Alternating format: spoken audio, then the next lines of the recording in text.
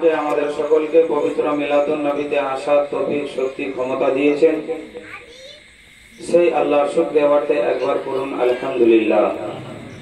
অতঃপর আপনার নবী, আমার নবী তথা বিশারা জাহানের নবী, কুল কায়নাতের নবী, 18,000 মাখলুকাতের নবী, যিনি জিনের নবী, ইনসানের নবী, স্বয়ং আল্লাহর নবী, নবী পাক জনাবে মুহাম্মদুর রাসূলুল্লাহ, জোরে বলুন সাল্লাল্লাহু আলাইহি ওয়াসাল্লামের প্রতি সহস্র কোটি দরুদ সালাম বর্ষিত গর্বিত হোক। সকলে ভক্তি ভরে উচ্চ স্বরে বলুন আল্লাহুম্মা আমিন। আর একটু জোরে বলেন আল্লাহুম্মা আমিন। দেখুন রাত্রি 11:15, অটোমেটিক কি যে রাগ আপনাদের হবেই, এটা আমি বুঝতে পারছি। আর এক এক করতে গিয়ে সুবহানাল্লাহ, আপনাদের যোগ্যতম ইমাম হযরতুল আল্লাহ মাওলানা ইসহাক সাহেবের মুখ থেকে শুরু করে আমার শেখ আসিস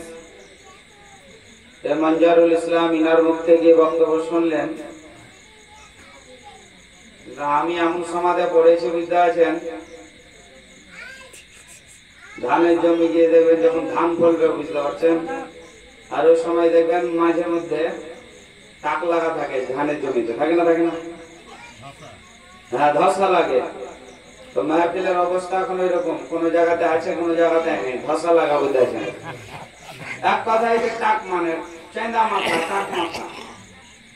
এই টাকের উপরে কি চিরুনি গুলো, মানে চিরুনি করে কোনো লাভ হবে? তো যাই হোক, সম্পূর্ণ টাক লয়, বুঝতে পারছেন, কিন্তু টাক যে দুটাই আছে ওর উপরে চিরুনিটা গড়ি, বুঝতে পারছেন। যাই হোক বাবজিরা আমার, সুবহানাল্লাহ। তো আজ এই বাড়িতে মিলাদুন নবীর আয়োজন কেন, কিসের জন্য, আপনারা সকলেই অবগত। বেশি সময় আপনাদের মূল্যবান সময় নষ্ট করব না, কারণ যথেষ্ট বক্তব্য আপনারা শুনেছেন। আমি কয়েকটা কথা বলবো বলে আমি আমার বক্তব্য দিতে করব। বাবজিরা আমার, রব্বুল আলামিন পাক পরওয়ারদিগার আলামের পবিত্র কালাম থেকে আয়াত কারিমা তেলাওয়াত করেছি। মনোযোগ দিয়ে শুনবেন, সবাই চুপ করে থাকবেন। আল্লাহ বলেন যে আইনামা তাকুনু ইউদরিকুমুল মাউত ওয়ালাউ কুনতুম ফি বুরুজিম মুশাইয়্যিদা। বলছে মওতের ভয়ে, মওতের ডরে যেখানে লুকাও না কেন, লোহার পিঞ্জরার ভিতরে যদি লুকানোর চেষ্টা করো, আকাশের উপরে সিঁড়ি লাগিয়ে সেই জায়গাতে যদি লুকানোর চেষ্টা করো, কিন্তু কিতাব বলে, কোরআন বলে যে সেই জায়গাতে মালিকাল মউত ইসরাইল আলাইহিস সালাম পৌঁছে যাবে। জোরে বলেন সুবহানাল্লাহ। বাকিরা আমার, আজ এই বাড়ি, আর আপনারা আমাকে অনেকে আপনারা চিনেন, এর আগে আমি কয়েকবার আপনাদের গ্রামে এসেছি, এবারও আল্লাহ নিয়ে এসেছে, আপনাদের দয়া, আল্লাহর রহমত। যাই হোক, মহান আল্লাহ যেন আপনাদেরকে সকলকে সুস্থ রাখে, আপনাদের মনের নেক আশা বাসনাকে যেন পুরা করে, বলুন আল্লাহুম্মা আমিন। এ বাবজিরা আমার, রব্বুল আলামিন পাক পরওয়ারদিগারে আলাম, তাহলে এখানে বোঝা যায় যে মওত থেকে কেউ রেহাই পায়নি এবং পাবে না। দেখুন, অনেক এই জায়গাতে অনেক বাপহারা মাহারা সন্তান বসে আছেন, অনেক মানুষেরই বাপ মা নাই, আচ্ছা না নেই, কিন্তু আপনার মনে মনে আপনি বলছেন এটাই যে এখন আল্লাহ সুখ দিয়েছে, কাঁচা বাড়ি ছিল, পাকা বাড়ি তৈরি করেছি, ইনকাম ছিল না, সেই সময়তে বাবা মার যত্ন নিতে পারতাম না, জামা কাপড় দিতে পারতাম না, দুবেলা দুমুষ্টি খাবার দিতে পারতাম না, কিন্তু এখন বাড়িতে খাবার, বাড়িটা পাকা, কিন্তু এই সময়তেই মা বাবা দুনিয়া থেকে চলে গেল। আপনার আমার ভিতরে আফসোস হয় না, হয় না বাবা? অটোমেটিক হয়। কিন্তু কোরআন খোলেন, আর কোরআন খুলে দেখেন, রব্বুল আলামিন আমার বলেন যে প্রতিটা জীবের নির্ধারিত সময়ে মওত হয়। 1 সেকেন্ড আগেও হয় না, 1 সেকেন্ড পরেও হয় না, প্রতিটা জীবের নির্ধারিত সময়ে মৃত্যু হয়। বাবজিরা আমার, তাহলে আপনার আমার আত্মীয় স্বজন যিনারা সুখের সমাজে চলে গেছে, সুবহানাল্লাহ, তারা সুখ ও মানে উপভোগ করতে পারলো না, সুখ পেল না। এ বাপজিরা আমার, যখন সুখ হলো চলে গেল, আপনাকে আমাকে কোরআনের দিকে লক্ষ্য করে মনে করে নিতে হবে এটাই যে মওতের নির্ধারিত সময় এটাই ছিল। ওগো বাপজিরা, কোন মায়ের সন্তান সুবহানাল্লাহ 10 মাস 10 দিন গর্ভে রেখে সেই মা বাচ্চা ভূমিষ্ঠ করলেন, একদিন সারা দিন থাকলেন, তারপরের দিন সকালবেলায় মারা গেল। এ বাপজিরা আমার, সুবহানাল্লাহ, মা মনে মনে করবে এত কষ্টে, এত কষ্টে, কষ্ট না কষ্ট নাই? ওই কষ্টটা বাপেরা বুঝে না? বুঝে? বাপেরা বুঝতে পারে? বাচ্চা ভূমিষ্ঠ হওয়ার সময় গর্ভে ছেলে, মানে মায়েরা যখন গর্ভে ছেলে সুবহানাল্লাহ ধারণ করে 10 মাস 10 দিন রাখে, ওই কষ্টটা বাপেরা বোঝে? বাপেরা বোঝে না। বাপজিরা আমার, কিন্তু জননী মায়েরা বোঝে যে একটা বাচ্চা 10 মাস 10 দিন গর্ভে ধারণ করে রাখে, কি কষ্ট, কি জ্বালা, কি ব্যথা, কি দুঃখ, কি দরদ মা ছাড়া পৃথিবীতে আর কেউ জানে না বা জানতে পারে না। কিন্তু সন্তানেরা শোনেন, আজ যেই মা 10 মাস 10 দিন গর্ভে আপনাকে আমাকে নিয়ে থাকলেন, সুবহানাল্লাহ, সেই মা আজ সুবহানাল্লাহ সারা পৃথিবীতে সে আজ ওই মা বাবা ভাত এবং কাপড় পায় না, নাকি বলছেন? মসজিদে বসে বসে মাথা ঢুকে বুঝে আছে, হাতে বড় বড় তসবিহ নিয়ে তসবিহ করে, কিন্তু মাকে খাবার দেয় না, আমার খোঁজ খবর নাই। না আছে না? নাই। আপনাদের বিপকালিতে নাও থাকতে পারে, কিন্তু আমাদের দেশে আছে। মসজিদে নামাজ পড়ে ঘুরে কপালে ঘাটটা ফেলে দিয়েছে, কিন্তু বাপ্পার কোনো খোঁজ খবর নাই না। নিজে ভালো ভালো পোশাক পরে বেড়াই, কিন্তু বাপ মা ছিঁড়া কাপড় পরে বেড়াই। আমি আপনাদেরকে বলতে চাই এটাই, আমি যদি সুবহানাল্লাহ সেই ব্যক্তি নামাজি হোক কেন, মৌলবি হোক কেন, মুহাদ্দিস হোক কেন, স্বয়ং যদি মক্কা মদিনার ইমাম হয়, স্বয়ং যদি কাবা ঘরের ইমাম হয়, আর মা বাবার যদি ইত্তেবা না করে, মা বাবাকে যদি মহব্বত না করে, মা বাবাকে যদি ভালো না বাসে, নামাজ পড়ে পড়ে কপালে যদি ঘরটা ফেলে যায়, ওই ব্যক্তির নামাজ রোজা, ওই ব্যক্তির ইবাদত বন্দেগী আমার আল্লাহ দরবারে কবুল হবে না। দেখেন, একটা সন্তান, প্রত্যেকটা সন্তান, আপনি আমি প্রতিটা সন্তান মায়ের কলিজাতে 8,500 বার করে লাত দিয়েছি। জোরে বলেন সুবহানাল্লাহ। কত? 8,500 বার করে মায়ের কলিজাতে প্রত্যেকটা সন্তান লাত মেরেছে, লাত দিয়েছে। কিন্তু লাত মেরেছি, কিন্তু এখন ভাত দিই না। হ্যাঁ, লাত মারতে বাহাদুর, কিন্তু এখন ভাত দিতে বাহাদুরি দেখাই না। এ বাপজিরা আমার, জিজ্ঞাসা করবেন মাওলানা কিভাবে, কেমন করে মায়ের কলিজাতে লাত দিলাম? সুবহানাল্লাহ, মনোযোগ দিয়ে শুনবেন। ডাক্তারি মতে সুবহানাল্লাহ বলা হয়েছে যে মায়ের যে বাচ্চা দানি, মায়ের যে বাচ্চার থলি বা বাচ্চা দানি, ধরুন আপনার 5 ইঞ্চি, কিন্তু মায়ের গর্ভে যখন বাচ্চা ধারণ হয়, ওই সময়তে ওই বাচ্চা তো ওই 5 ইঞ্চি থাকে না, থাকে কি? ডাক্তারি মতে বলছে ওই বাচ্চা যেমন যেমন দিন যায়, তেমন তেমন ওই বাচ্চা মায়ের গর্ভে বাড়তে থাকে, বাড়তে থাকে, বাড়তে থাকে, আর এত বেড়ে যায় সুবহানাল্লাহ যে নিজের পা দুখানা মায়ের কলিজার নিকটবর্তী হয়ে যায়। জোরে বলেন সুবহানাল্লাহ। বাপজিরা আমার, দেখবেন যে মা খাবার খেতে বসেছে, আর খাবারটা হাতে তুলে যেমনই মুখে দিতে যাবে, খাবারটা সুবহানাল্লাহ ছেড়ে পেটে সুবহানাল্লাহ হাত দিয়ে মা যেন দাঁড়িয়ে পড়েছে। করে না? করে না? কিন্তু সুবহানাল্লাহ ওই মাকে আজকে আপনি আমি ভালোবাসতে শিখলাম না, ওই মায়ের শান শওকত করতে শিখলাম না। টাকা হয়েছে, টাকাওয়ালা এ হজে নিয়ে যাচ্ছে, রাখ সুবহানাল্লাহ 1 লাখ 1.5 লাখ টাকা জমা করে দিলাম, উমরা হজে চলে গেলাম। কি বলছেন? মিথ্যা বলছেন নাকি? হ্যাঁ, আরো বেশ টাকা হয়ে গেল, 3-4 লাখ টাকা দিয়ে দিলাম, হজ করতে চলে গেলাম, কিন্তু মাকে দুবেলা দুমুষ্টি খাবার দিলাম না। আল্লাহর নবী আকা মুস্তাফা আমার বলে, শোনো আমার উম্মত উম্মতি, হজ তোমার বাড়িতে আছে। জোরে বলেন সুবহানাল্লাহ। আপনি বলবেন মাওলানা কিভাবে? আল্লাহর নবী আকা মুস্তাফা আমার বলেন, ওগো আমার উম্মত উম্মতে তোমরা শুনে রাখো বা জেনে রাখো, যদি কোন সন্তান তার মায়ের মুখের দিকে যদি অন্তরখানাকে পরিষ্কার করে, তার দিলখানাকে পরিষ্কার করে যদি একবার নিজের মায়ের মুখের দিকে তাকাই, তাহলে ওই সন্তানটা যেন একটা কবুল হজের সমান নেকি ভাই। ওগো বাপজিরা, তাহলে আমার নবী এটা বললেননি, আমার আগে মুস্তাফা আমার বললেন, নবী যখন দুনিয়াতে আসেননি, নবী দুনিয়াতে না আসার পূর্বে এই যে আজকে আমি আপনি মা পেয়েছি, মা, এই মা সন্তানেদের, এ মা যাদের কোনো শান এবং মান ছিল না, এ মাদেরকে কেউ সম্মান করতো না।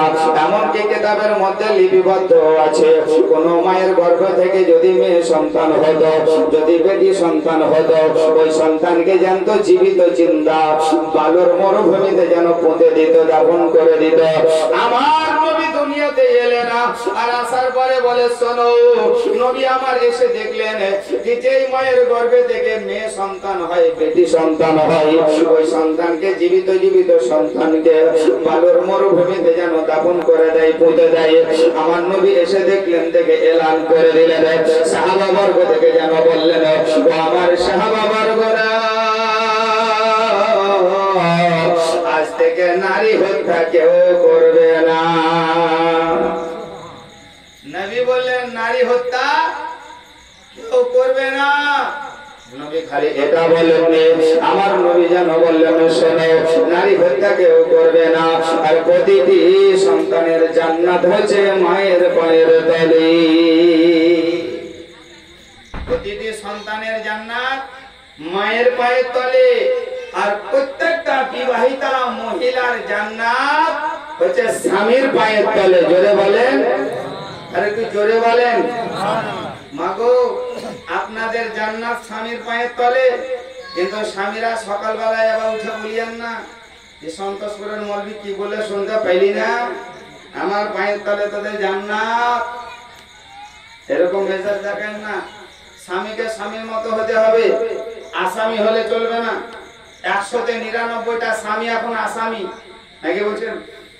99 পোকালিতে না হতে পারে, অনেক জায়গায় দেখছে, দেখেন 100তে 99টা স্বামী এখন আসামি, স্বামী নয়।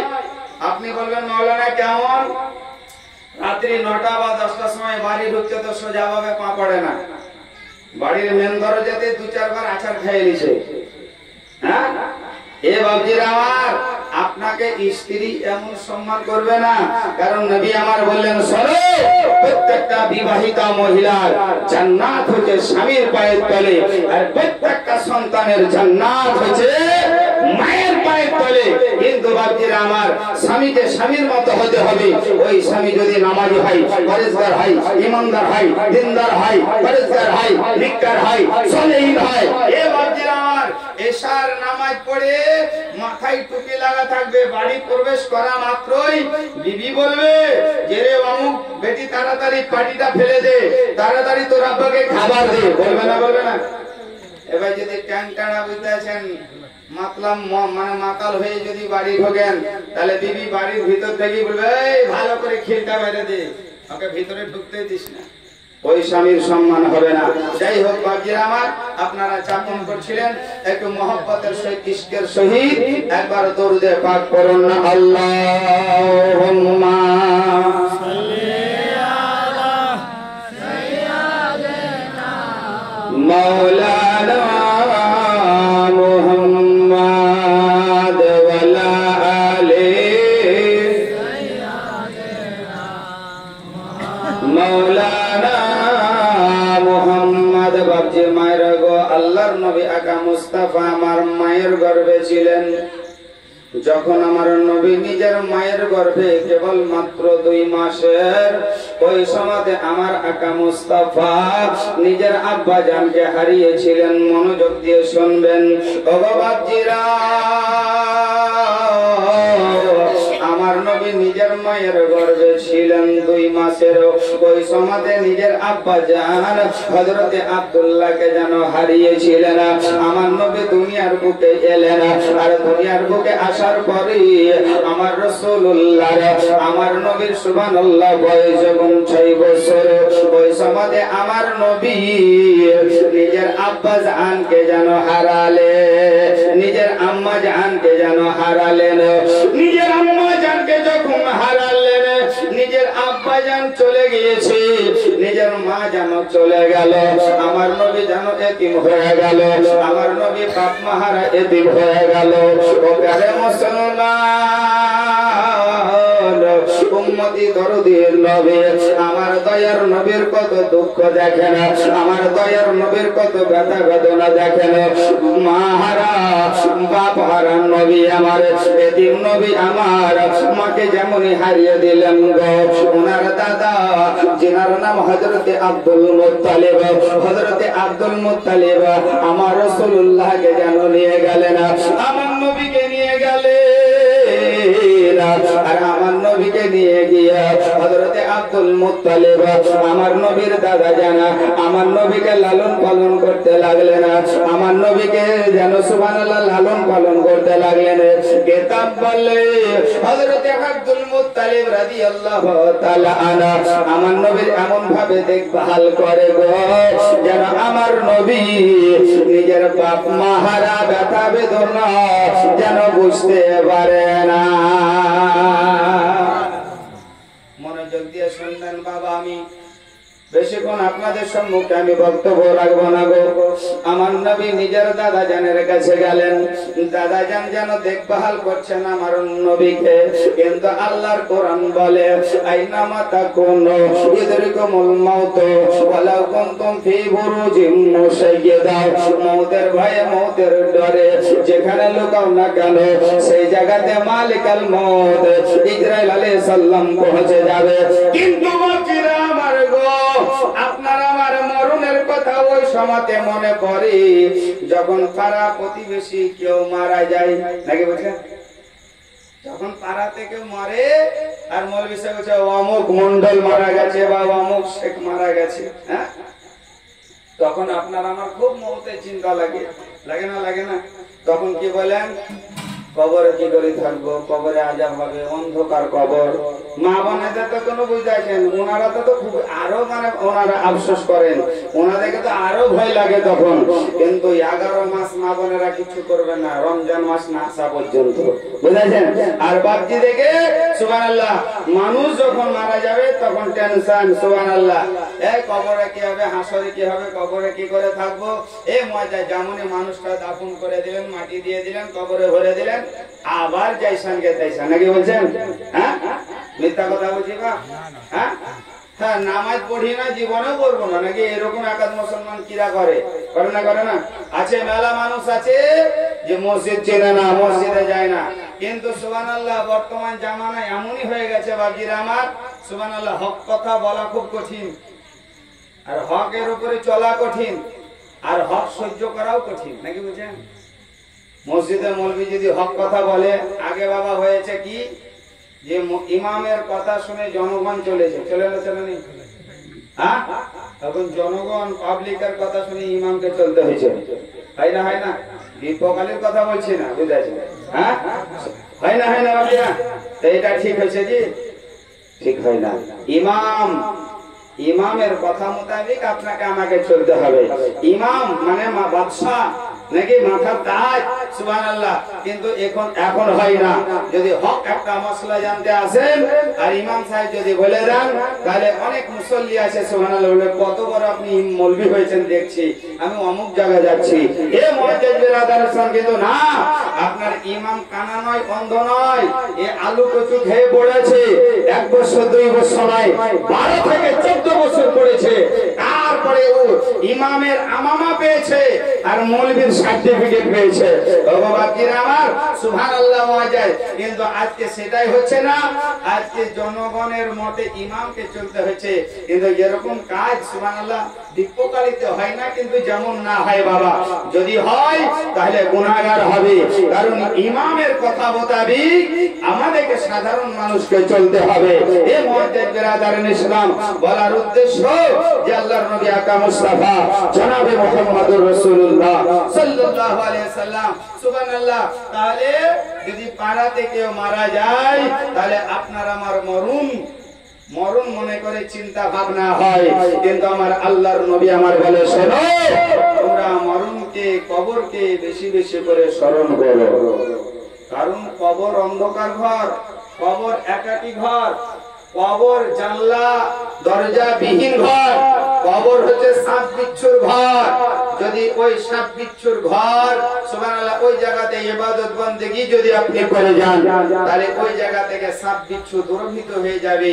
তাহলে কবর আপনার জন্য জান্নাতের একটা টুকরা হবে। এ বাপজিরা আমার, যাই হোক সুবহানাল্লাহ, কবরকে বেশি করে স্মরণ করবেন।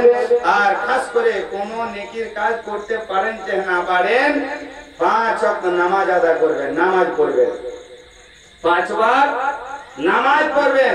কিন্তু আপনি আমি তো নামাজি, ওই জোহর করলাম তো আসর করিয়ে না, আসর করছি তো জোহর করিয়ে না, আছে না নাই? হ্যাঁ, আবার কেউ কেউ বলে বুঝতেছেন যে মৌলভী সাহেব এখন চাষের লেগে ধরতে পাবো না, চাষটা হোক ধরবো নাকি। কিন্তু বাপজিরা আমি হাত জোর করে বলছি, নামাজ আপনারা ধরিয়েন না। কেউ যদি বলেন যে নামাজ ধরবো, মা বোনের হোক চাহে বাপ ভাইয়েরা হোক, যদি কেউ বলেন নামাজ ধরবো, আপনি ধরিয়েন না। আপনার উপরে আমার বিশ্বাস নেই, আপনি ধরে থাকতে থাকতে কখন ছেড়ে দিবেন নাকি। কিন্তু বাপজিরা আমার, আপনি আমি নামাজ ধরি বলে নামাজ পড়তে পারি না।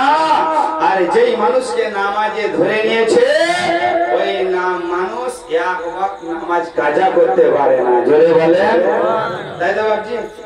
এখন মসজিদ কত সুন্দর গো, আপনাদের মসজিদে নামাজ পড়লাম, পাকা তো পাকা, নিচে মার্বেল, উপরে টালি, তারপরে এসি, হ্যাঁ, তারপরে বেশি বেশি করে আছে ফ্যান, বুঝতে পারছেন কত রকম আরাম নাকি। কিন্তু বাপজিরা আমার, ওই মসজিদে যে নামাজ পড়ি, আপনাদের বিপকালীর কথা বলছি না, 199টা মসজিদের কথা বলছি। মসজিদে যতজন আমরা মুসল্লি নামাজ পড়ি, বসাতাম, ভিতরে কিচ্ছু নাই। মিথ্যা বলছি বাপ? এখন বলেন, দেখেন জেগে আছেন না রেগে আছেন? রাগ হবেই অটোমেটিক, দেখেন। হ্যাঁ, সুবহানাল্লাহ। তো কারণ বয়স হয়েছে, মুরব্বী মানুষ, আর কোথায় যাব।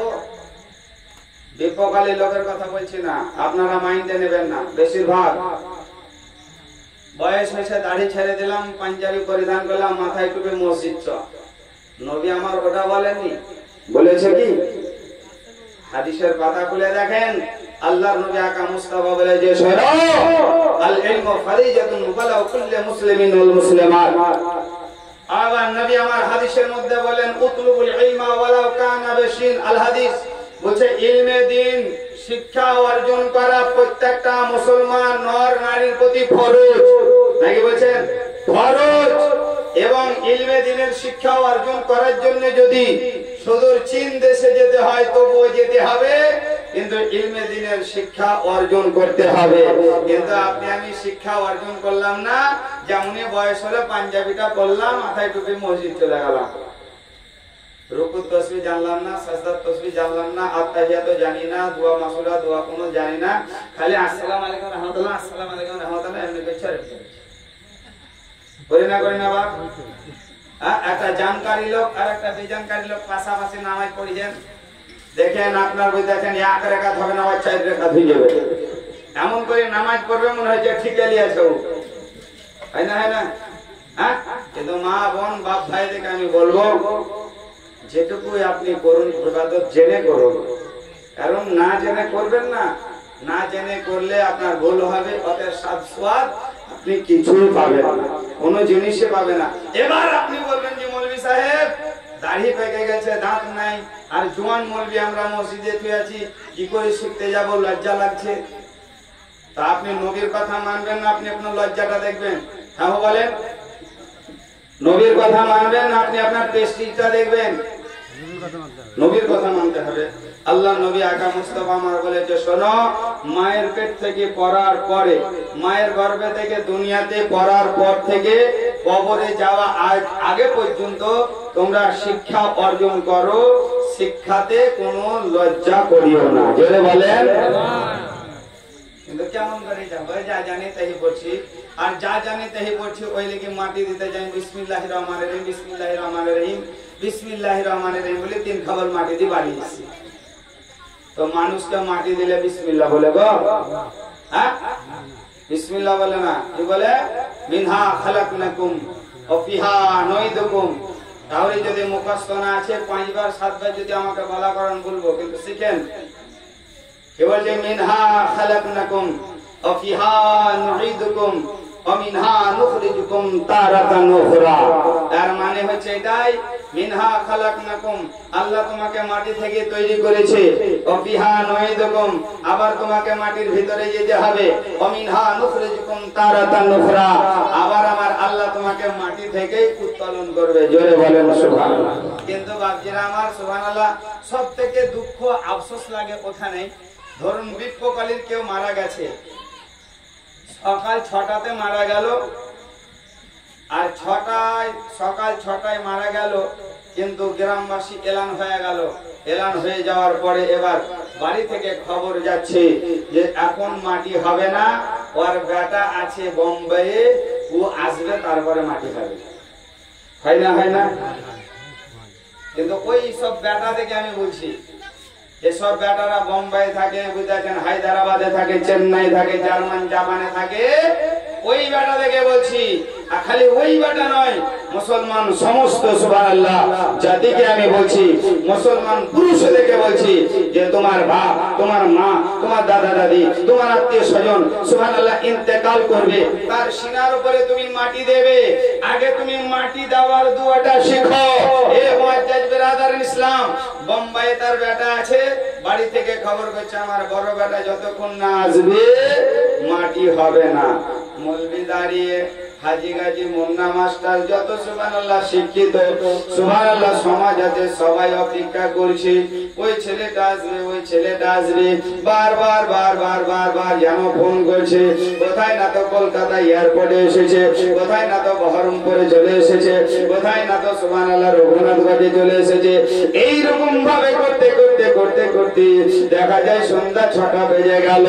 এবার আমার নবী হাদিসের মধ্যে বলে, শোনো, তোমরা 3টা কাজ অতি শীঘ্রই করবে, তাড়াতাড়ি করবে।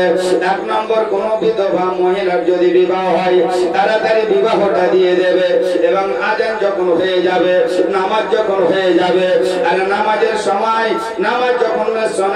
সময় হয়ে যাবে, অতি শীঘ্রই তাড়াতাড়ি তোমরা নামাজটা পড়ে নেবে। আর কোন মানুষ যখন ইন্তেকাল করবে তোমরা তাড়াতাড়ি করে ওই মানুষটাকে দাফন করে দেবে। কিন্তু ওই বেটার লেগে 12 ঘন্টা বুঝতে আছেন অপেক্ষা করলাম। বেটা এলো বুঝতে আছেন, যা হইলো বুঝতে আছেন।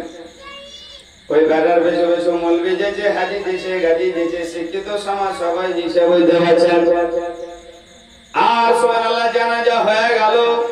জানা হয়ে যাওয়ার পরে সুবহানাল্লাহ ওই বেটা বুঝেছেন, যেই বেটার লেগে 12 ঘন্টা অপেক্ষা সুবহানাল্লাহ নবীর কথা অমান্য করে দাঁড়িয়ে রয়েছে, ওই বেটা আমার মতো মৌলবীর পাশে বসে আছে, মানে মৌলবীর পাশে মানে দাঁড়িয়ে দাঁড়িয়ে মাটি দিচ্ছে, এমন ভাবে দেখছে আমি যেন টের চোখে দেখছি, বুঝতে পারছেন। ওই বেটা মাটি তুলছে মুখের কাছে, বুঝতেছেন, হাতটা যেন মুখের কাছে নিয়ে যাইছে, এমন ভাবে মুখেলে যেমন হচ্ছে সূরা বাকারা গোটাই করে ফেল দিলে, সূরা ইয়াসিন গোটাই করে ফেল দিলে, বুঝেছেন। এ বাপজিরা আমার এইরকম ভাবে মাটি দিছে, আমি মনে মনে চিন্তা করছি করছে তো করছে কত কি, আর 1 খাবল মাটি দিতে দিতে আমার 6 খাবল হয়ে গেছে। বাপজিরা আমার দুঃখ লাগে ওই জায়গায় সুবহানাল্লাহ কবরটা সমাধি হয়ে গেল। ওই সন্তানকে জিজ্ঞাসা করি, আরে ভাই তুই কি করছিলি, এতক্ষণ তোর লেট কেন হলো? তোর মা সকাল 6টায় মারা গেছে, তোর জন্য জানাজা সন্ধ্যা 6টাতে হচ্ছে, কিন্তু ভাই তোকে একটা কথা আমি জানি, আমিও 3 মুষ্টি মাটি দিলাম, আমিও 3 খবল মাটি দিলাম, তুই 3 খবল মাটি দিলে ভাই, কিন্তু বল বলে তো মাটি দিলে, কি দোয়া বলে তুমি মাটি দিলে। ও আমাকে বলে মৌলভী সাহেব আমি বিসমিল্লাহ বলে মাটি দিয়ে দিলাম। বিসমিল্লাহ বলে মাটি দেয়? হ্যাঁ, এবার যেটা আমি বলতে চাইছি দুঃখের বিষয়, আপনার আমার মা মারা যাবে, আত্মীয় স্বজন মারা যাবে, সন্তান হয়ে যদি বুকের উপরে সেনার উপরে মাটি দেওয়ার দোয়াটা যদি না জানি, আপনি আমি সুবহানাল্লাহ মায়ের জানাজা করবো, জানাজার দোয়াটা যদি না জানি, মায়ের কবরের পাশে হাত দুখানা তুলে মায়ের বাবার মাগফিরাতের জন্য দোয়া যদি না চাই, আমি মনে করব যে ছেলে মাটি দেওয়ার দোয়া জানে না, ওই ছেলেটার লেগে দাঁড়াও আমার ব্যক্তিগত কথা, আমার মনে হয় ঠিক হবে না। যারা মানি জ্ঞানী আছেন মৌলভীকে নিয়ে দাফন করে দেন, কারণ দোয়া ও তো দোয়াও করতে জানে না, মাটি দেওয়ার দোয়াও জানে না, মা বাবার জন্য হাত খানা তুলে দোয়া চাইতে পারবে না। রব্বুল আলামিন আমার বলে বান্দারা শুনে রাখ, তোদের যদি পিতা মাতা মারা যায়, ওই পিতা মাতার জন্য মায়ের কবরের কাছে যদি যেতে পারিস যা, তাহলে তোর যাই নামাজে তোর মুসল্লাতে নামাজের শেষে আল্লাহ দরবারে হাত দুখানা তুলে দে, আর পর রব্বিরহামহুমা কামা রাব্বায়ানি সগীরা। রব্বুল আলামিন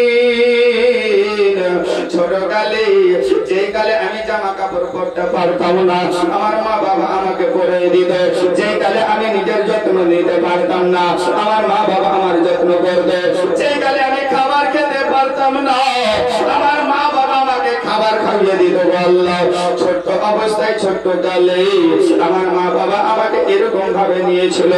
রব্বুল আলামিন এখন আমার মা বাবা কবরে চলে গেছে গো আল্লাহ, ওইরকম যত্ন করে কবরে নিয়ে থাকো।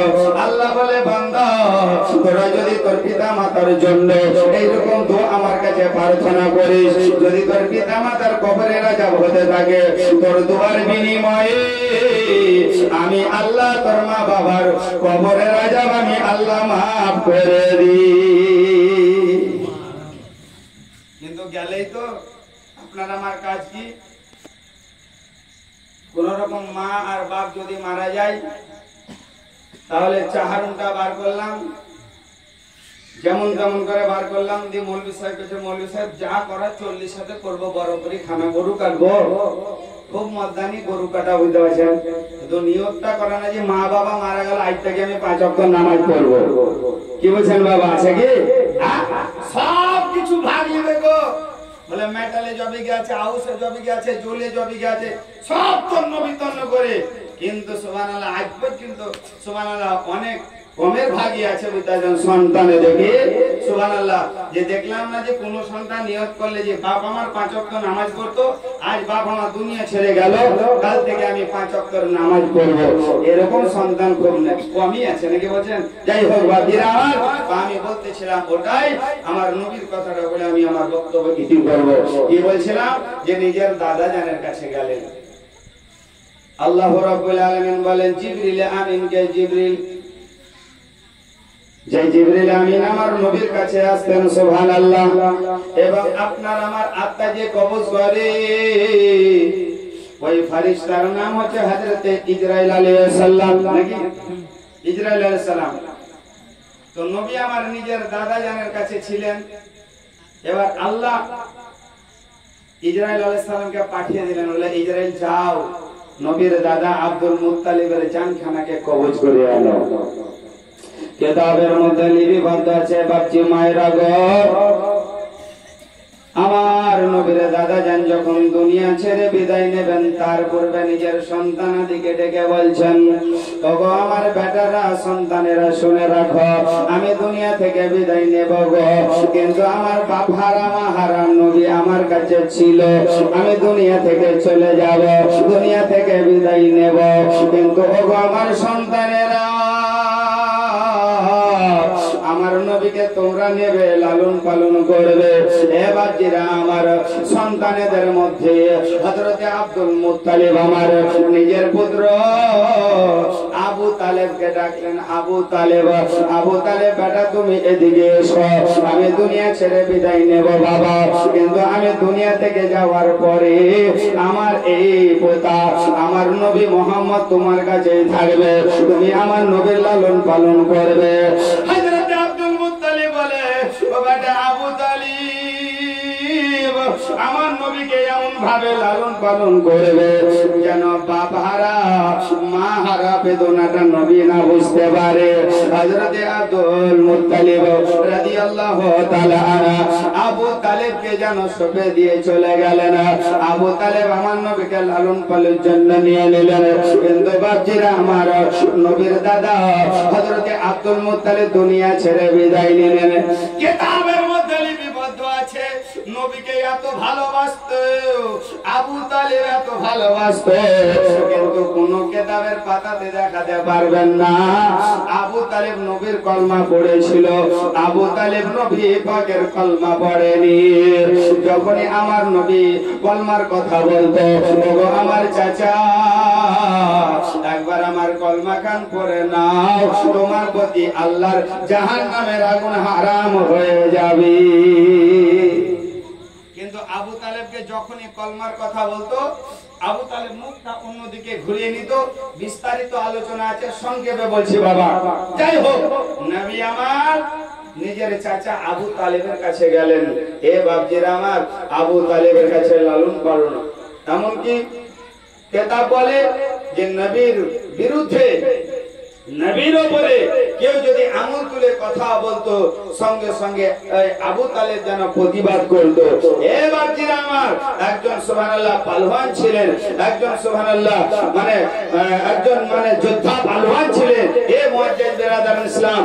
আর আবু তালেবের সুবহানাল্লাহ পাওয়ার ছিল খুব, কিন্তু নবী পাক সাল্লাল্লাহু আলাইহি ওয়াসাল্লামের কলমা আবু তালেব কিন্তু পড়েনি। নবী যেমনই কলমার কথা বলতেন তো মুখটাকে অন্যদিকে ঘুরিয়ে নিতেন। এবার জিরা আমার আল্লাহর হুকুম হলো, আল্লাহর রব্বুল আলামিন আমার বলে, ও মালিকাল মউত ইসরাইল যাও। বলে রব্বুল আলামিন কোথায় যাব, কোথায়? বলে যাও আবু তালেবের নিকটে চলে যাও। আল্লাহকে জিজ্ঞাসা করে কেন যাব? এ বাপজিরা আমার রব্বুল আলামিন বলে, আবু তালেব আমার নবীর লালন পালন করে। আমার নবী মায়ের গর্ভে যখন ছিল, নিজের বাপকে যেন হারিয়েছিল, যখন দুনিয়াতে এলো 6 বছর পরে নিজের মাকে হারালো, মার কাছ থেকে দাদার কাছে গেল, দাদাও দুনিয়ার বুক থেকে চলে গেল, আর দাদার কাছ থেকে নিজের চাচার কাছে এখন আছে। ও ইসরাইল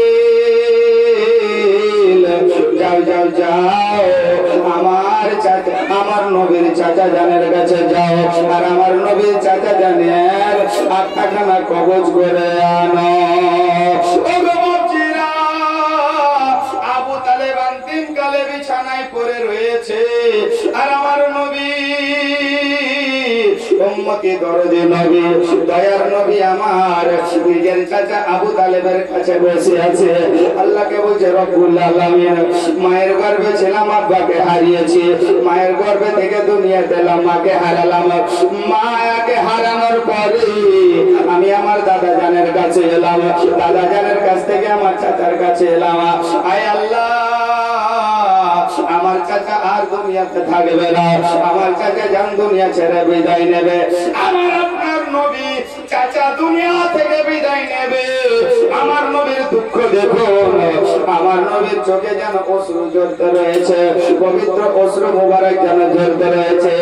ওই সময়তে আমার আল্লাহ জিবরিল আমিনকে বলে, জিবরিল যাও যাও যাও আবু তালেবের বাড়িতে চলে যাও। জিবরিল আমিন বলে, আল্লাহ কেন যাব, কিসের জন্য যাব? দেখবেন কোন মানুষ যখন অসুস্থ অবস্থায় পড়ে থাকে, তো তার আত্মীয় স্বজন তার পাশে এসে বসে তার গায়ে হাত দেয়, দেয় না দেয় না, আর অনেক রকম কথা বলতে থাকে, বলতে থাকে না থাকে না। আমার নবী পাক আবু তালেবের গায়ে যেন এরকম ভাবে হাত বোলাচ্ছে। জোরে বলেন সুবহানাল্লাহ। আর একটু জোরে বলেন।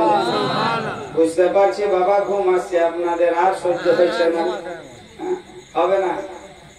কিন্তু তো শুনতে পাচ্ছিলাম যদি মৌলানা ইশাক সাহেব বলছিলেন যদি মিলাদ বাদে অন্য কোনো জায়গা ছিল তো পেচ্ছাপ লাগলে উঠতেন না নাকি? হ্যাঁ, জায়গা পাওয়া যেত না আর ঘুমও থাকতো না। কারণ মিলাদ মসজিদ সুবহানাল্লাহ শুক্রবার যাবেন, যাওয়া মাত্র দেখবেন সুন্নত পড়া মাত্র যেমনই বসবেন আর বক্তব্য চলবে তখন খালি মাথা দেখবেন হিদিকে ঢোকানা ঢোকানা, হ্যাঁ টাকা ঝোনায় এই তলা উল্টা তালি দিকবাজি কে করছে, পারে না কেন বলেন তো? ওটা হচ্ছে রহমতি জায়গা। জোরে বলেন। আর রহমতি জায়গাতে মানুষের যদি ঘুম না আসবে তো কোন জায়গাতে আসবে? রহমতি জায়গাতে তো মানুষ আরাম নেবে। এ মুআজ্জাজ বিরাদার কত ঘুমাবেন দেখবেন সুবহানাল্লাহ। রব্বুল আলামিনের যদি নেককার বান্দা হয়, পরেজগার বান্দা হয় তো আমার আল্লাহ বলে বান্দা কবরে আসবি, জান্নাতে বিছানা বিছিয়ে দেব আর নতুন জামাইয়ের মতো ঘুমিয়ে যাবি। যতক্ষণ পর্যন্ত আমি আল্লাহ না জাগাবো ততক্ষণ পর্যন্ত ঘুমিয়ে যাবি। জোরে বলেন এইরকম নেককার হন নাকি? কিন্তু ওইরকম তো আপনি আমি নেককার নয়। আর ওইরকম তোবা তিল্লাহ করি না কোনো খারাপ কাজ করলে, করিয়া কি করি? তোবা তোবা তোবা ফাঁক পাইলে আবার, হ্যাঁ ওই তোবা একবারে অন্তর করে তওবা তো নাসুহা করি না, সুবহানাল্লাহ। কিন্তু ওইরকম করলে আমার আল্লাহ মাফ করবে না। আপনি একটা ভুল করেছেন, অন্যায় করেছেন, কিন্তু বাপজিরা আমার সুবহানাল্লাহ রব্বুল আলামিনের দরবারে যান, আয় আল্লাহ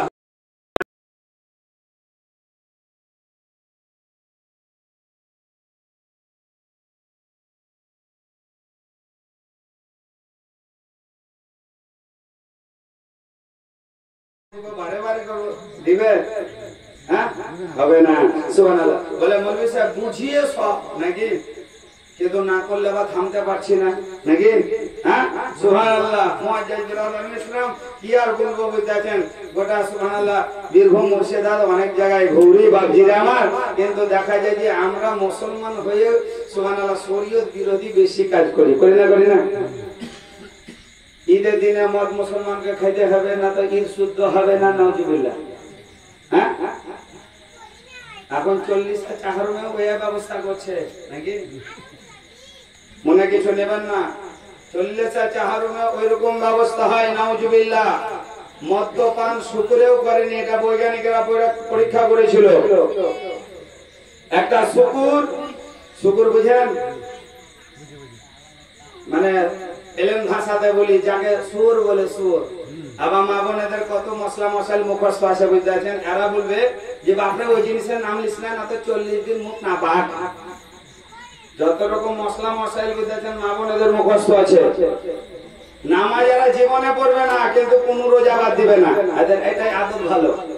সব রাতের রোজা কয় তারিখ কোন মাসের এরা বলি দিবে বুঝেছেন, কোন চানে কি হবে বুঝতেছেন, হালুয়া কোন চানে হবে সবই বলে দিবে, কিন্তু নামাজ পড়বে না। আপনি নামাজে মানুষ বাড়ি ঢুকে যেতে বলে এই বল্টুর মা, এখন তো নাম তো মুসলমানের রয়ে নাকি, লালটু পল্টু নাট বল্টু এরকম নাম, ভালো নাম রাখ যদি বলে এই ভালো নাম রাখো মৌলভী সাহেব জান তো বেটা হয়েছে, মৌলভী সাহেব বলবে যে আব্দুর রহমান রেখে দাও, বাপরে বড় মেলায় উত্তর দিয়েছে তো অল্প নামে দেন তো কি না তো হাবল, এরকম আছে না নাই? মুসলমানের ছেলে না হাবল আছে না নাই? কাবা ঘরের সব থেকে বড় ঠাকুরের নাম ছিল হাবল, তো এখন মুসলমানের ছেলের নাম হাবল, সাবল, বাবল, নানা রকম বিদায়। তো বান্দিরা আমার সুবহানাল্লাহ বলছিলাম যে সুবহানাল্লাহ রব্বুল আলামিন পাক পরওয়ারদিগার আলম সুবহানাল্লাহ পবিত্র কালাম কোরআন, তো মুআজ্জাজ বিরাদার ইসলাম রব্বুল আলামিন আমার পাক কালামুল্লাহ শরীফে ঘোষণা করলেন আইনামা তাকুনু ইদরিকুমুল মাউত ওয়ালাউ কুনতুম ফি বুরুজিন মুশাজ্জিদা, মওতের ভয়ে মওতের ডরে যেখানে লুকাও না কেন সেই জায়গাতে মালিকাল মউত ইসরাইল আলাইহিস সালাম পৌঁছে যাবে। তো বাকিরা আমার দুনিয়া ছেড়ে বিদায় নেওয়ার আগে, বিদায় নেওয়ার পূর্বে সুবহানাল্লাহ ওই কবর, যেই কবরের সাথী থাকবে না, বাতি থাকবে না, জানলাও নেই এবং দরজাও নেই নাকি, কিন্তু আপনার আমার মুখস্থ বিদ্যা বলে ওইখানে যখন যাবো তখন দেখা যাবে। মসজিদের বলার ভাগারা বলবেই, আমরা তো বলবোই। নবী আমার বলেছে, জ্ঞানী মানুষকে বলেছে, তোমরা যতটা জানো অপরকে জানিয়ে দাও। মানিয়া না মান মাইতারা মেহমান, নাকি? আপনারা মানেন যে না মানেন, কিন্তু আমি আপনাদের কুটুম আইছি, নাকি? এ বাজিরা আমার একবার মহব্বতের সহিত দরুদে পাক করুন, আল্লাহুম্মা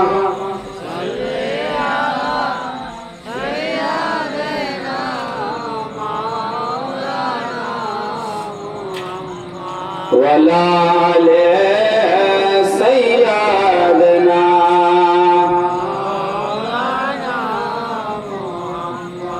বলি আমি